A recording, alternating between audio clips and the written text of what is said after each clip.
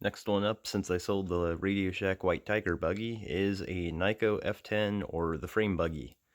In hindsight, maybe I should have made this video a few minutes ago when the body and the cage was still on it, but some simple plans: clean up, hobby grade electronics, and we'll figure out a different kind of bumper to put on since this one snapped off, yet the cage was fine.